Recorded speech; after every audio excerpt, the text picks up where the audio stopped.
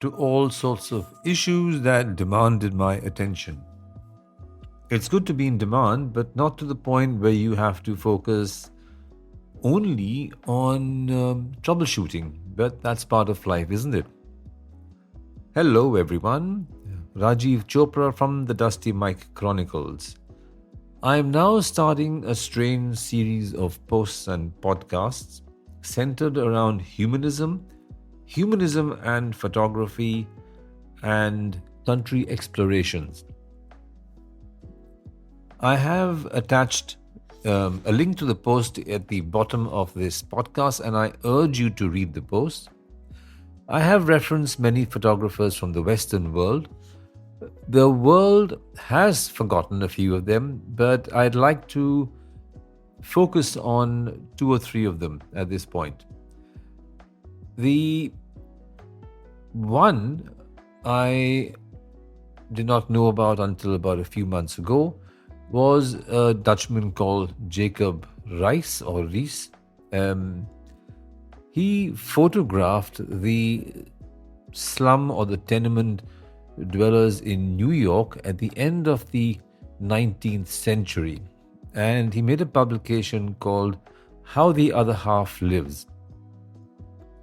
I have managed to download a copy of this publication from the internet because it is now on the in the public domain. I have thought that the publication would be nothing but photographs, but I have to say that the publication amazed me quite a lot because there was a lot of text, or there is a lot of text in the publication describing the conditions in which people live. And apart from that, you also have drawings of their homes and the detailed plans of their homes. And I have kept it in my files for future reference, but I will read it very, very soon. The question that I ask myself is a very simple one. Have conditions in India changed for the better or for the worse for the majority of people? I am, of course, jumping from New York to India. And then I also reference Lewis Hines and his portrayal of child labor in America. He made these images and, or let's say, did this project in the early part of the 20th century. And these images should haunt you even today. Indians, my countrymen, must look at these images and we must ask ourselves one simple question. When we walk into a retail shop and watch the shopkeeper abuse the young urchins he employs, we need to ask ourselves if we have moved or are moving beyond the issues of child labor. And do we assume that this is fine just because we are Indians? Humans have a horrible way of normalizing and rationalizing things around them. But we don't want to, or we dislike facing up to one simple reality when it comes to children. Child labor robs children of their childhood, and it robs them of their education. And when you rob children of their education, you rob them of the future, and you also rob the nation of its future. In this episode, you might notice the photograph of a woman and her child. I photographed this woman when I was wandering in Grant Road, Bombay, a few decades ago. I photographed her around the same time, maybe within an hour of the time that I photographed the man in the doorway. While I was feeling pleased with myself when I photographed the man in the doorway, I only noticed a woman holding a child when I took this photograph. She stood there holding her child, and I sensed her love for her child.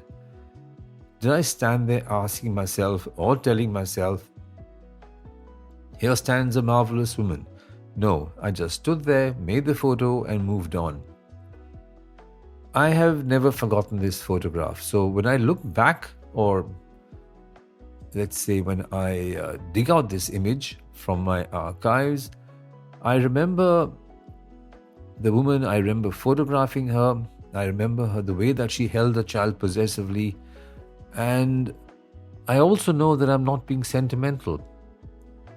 Humanistic photography is not sentimental. It is absolutely vital that we recognize this simple principle.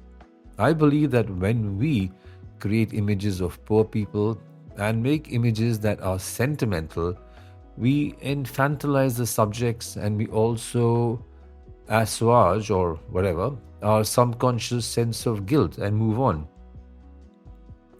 I'd like to talk about two more aspects. One is that humanistic photography or photographers believe that ordinary life is worth photographing. It's as simple as that. Ordinary life is worth photographing. Most of us live or lead ordinary lives, no matter how much we wish to pump our egos, no matter how much we think we are special or great. The majority of us lead ordinary lives. We often photograph the other.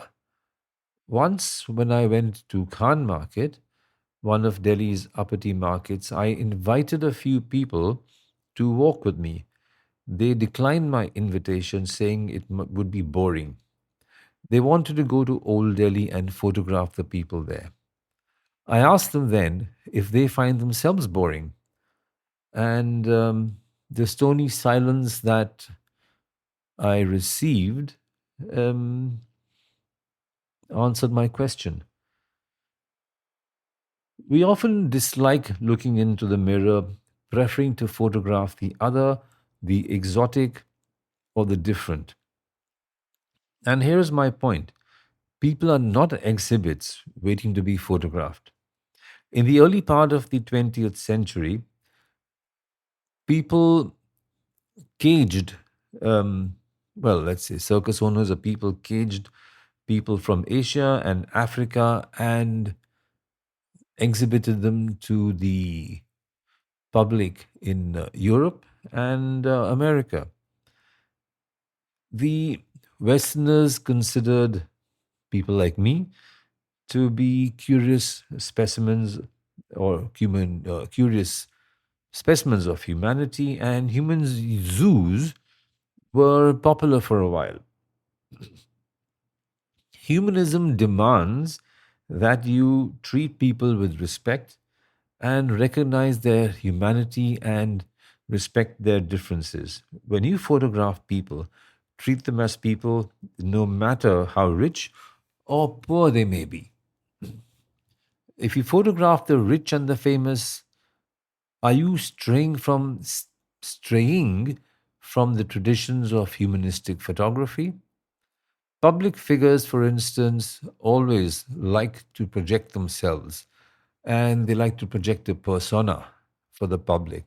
However, if they allow you to photograph them with the guard down, then you are, in my opinion, photographing them in the best humanistic tradition. The image of a jester behind the scenes has often occupied my mind. Even with the makeup on, behind the scenes, a jester may display his or her vulnerability. Raghurai in India photographed many political figures and managed this with a lot of humanism. Did he capture the jester behind the mask?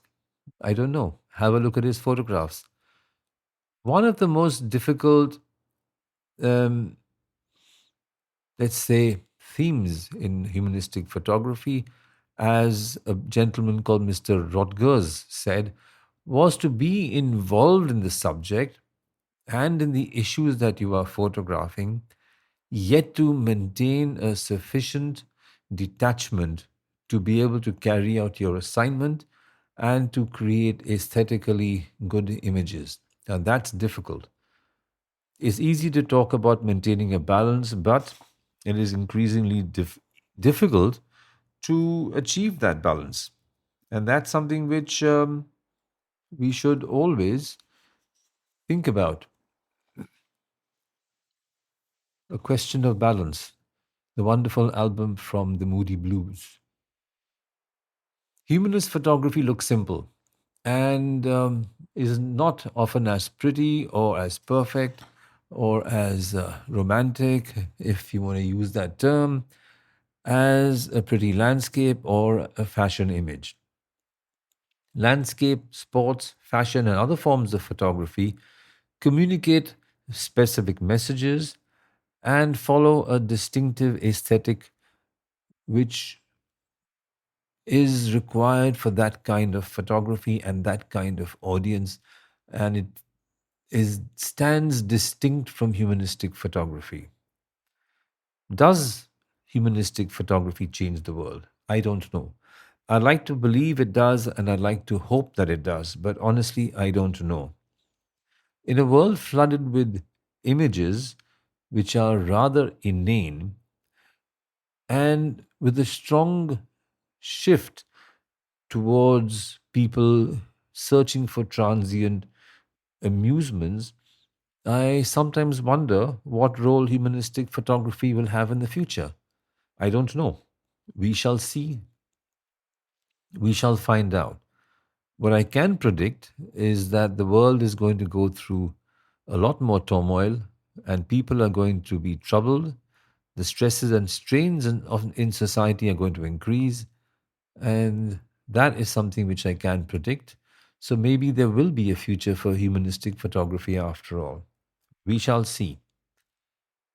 Anyway, join the conversation, share your comments, spread the word, subscribe, give me a thumbs up.